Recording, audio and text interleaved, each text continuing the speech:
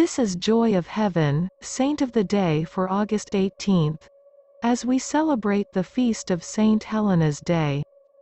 Saint Helena was the mother of Emperor Constantine the Great and an empress of the Roman Empire. Very little is known about Helena's early life, but it is believed she is from Drepanum, later known as Helenopolis, in Asia Minor, and born into a poor family and lower class in the Roman culture of the day. Saint Ambrose described Helena as a good stable-maid.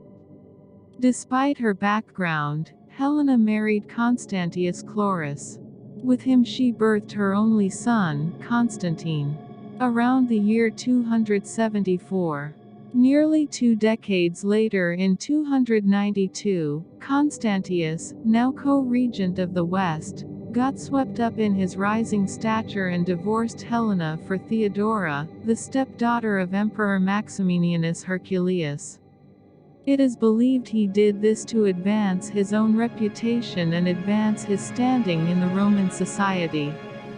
Constantine was forever loyal to his dear mother, whom he loved very much.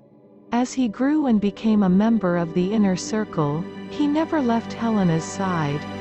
Following the death of Constantius in 308, Constantine became emperor and summoned his mother back into inner circle and the imperial court. Helena received the title of Augusta. Constantine ordered all to honor his mother. He even had coins minted, bearing her image. Through her son's influence, Helena began to embrace Christianity. With her title of Augusta Imperatrix, Helena was given free reign over the imperial treasury. She was tasked with locating relics of Christian tradition. Between the years 326 to 328, Helena took a trip to the holy places in the Middle East.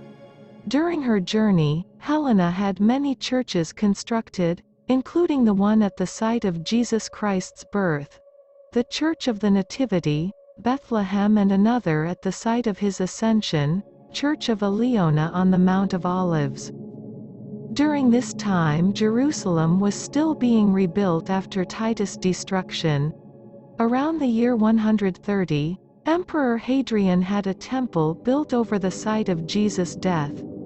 This temple was believed to be dedicated to Venus. Helena had this temple destroyed and chose a site in this location to be excavated. This led to the discovery of 3 crosses. Tradition says Helena brought a woman near death to the crosses. There she had the woman place a hand on all 3 crosses. Nothing happened when she touched the first 2 crosses, but when she placed her hand on the 3rd cross she suddenly recovered. Helena declared the 3rd cross to be the true cross. At this site, Constantine ordered the Church of the Holy Sepulchre to be built. Theodora of Cyrus, an influential theologian, wrote that during her search, Helena also discovered the nails of the crucifixion. She had one of the nails placed in Constantine's helmet and one in the bridle of his horse to aid him with their miraculous powers. Churches were built at these sites, as well. Several of the relics believed to be found by Saint Helena are located in Cyprus. Among these are parts of Jesus' tunic, pieces of the Holy Cross, and pieces of the rope used to tie Jesus to the cross. When Helena returned to Rome from Jerusalem in 327, she brought parts of the true cross back with her. She stored these in her palace's chapel.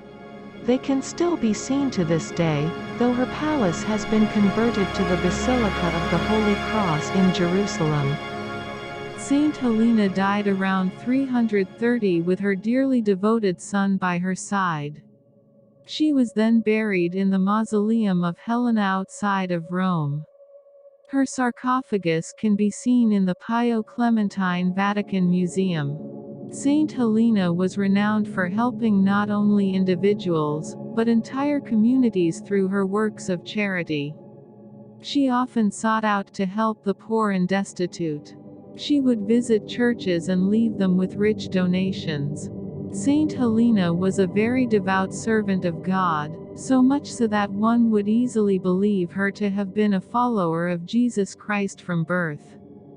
Through her influence and work, Christianity continued to spread throughout the known world. Saint Helena is the patron saint of new discoveries, and her feast day is celebrated on August 18th. Thank you.